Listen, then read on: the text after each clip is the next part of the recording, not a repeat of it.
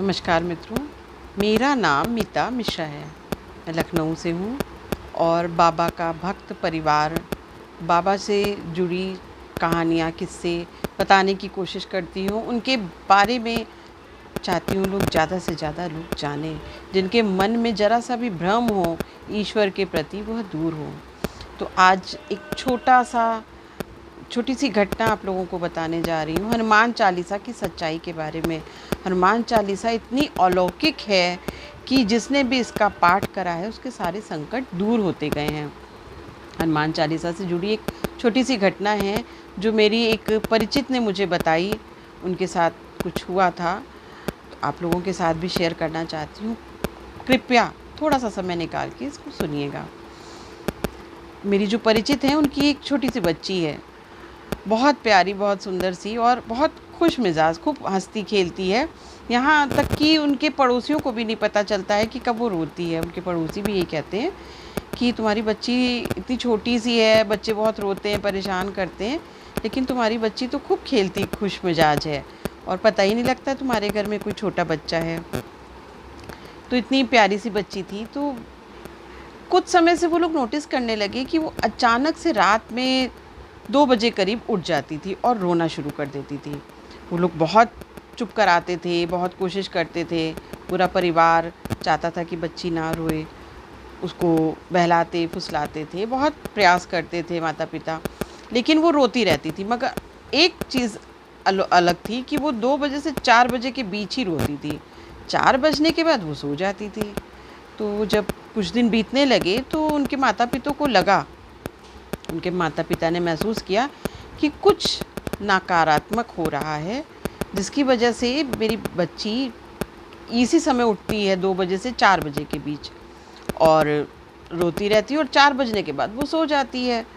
कुछ समझ में नहीं आ रहा था उन लोगों को, वो बहुत परेशान हो रहे थे। उन्होंने इस घटना का ज़िक्र मुझसे किया, मुझसे मुलाकात हुई और उन्होंने इस घटना का ज़िक्र मुझे भी बताया। तो बस मेरे मन में आया कि तुम लोग इस बच्ची को रात में हनुमान चालीसा का पाठ सुनाओ। जब बच्ची सोती है तो उसके कान में हनुमान चालीसा बोलो, या जब वो सो रही है तो उसके पास बैठ के उसको हनुमान चालीसा सुनाओ। उन्होंने कहा ठीक है, देखते हैं करके। उन्होंने उसको हनुमान चालीसा का पाठ सुनाना शुरू करा। बच्ची सो गई और पूरी रात नहीं उठी। फिर उन्होंने इस चीज़ को अपने रूटीन में शामिल करा और वो लोग नियमित ही हनुमान चालीसा का पाठ करके उसको सुनाने लगे। बच्ची आराम से सोती थी, बिल्कुल नहीं उठती थी। फिर एक दिन उनकी जो माताजी थी वो किसी कारणवश, बहुत थके होने के कारण या कोई भी कारणवश, वो नहीं सुना पाई, वो भूल गई। उस दिन बच्ची फिर उठी और रोने लगी और खूब रोई। उनकी माँ उठी, उन्होंने फिर से हनुमान चालीसा का पाठ बच्ची को सुनाया और एक चौपाई आती है हनुमान चालीसा में, भूत पिशाच निकट नहीं आवे, महावीर जब नाम सुनावे।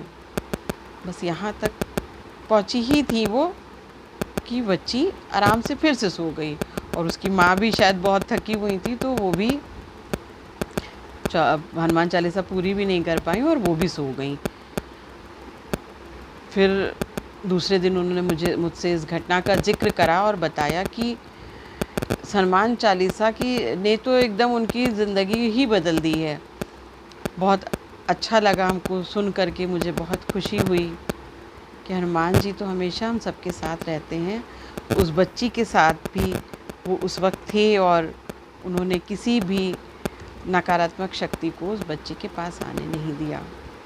आप सब भी अपने बच्चों को हनुमान चालीसा का पाठ अवश्य सुनाएं, उनको याद कराएं, क्योंकि हनुमान जी जो भी उनका नाम लेता है उसके पास हमेशा रहते हैं। जय श्री राम।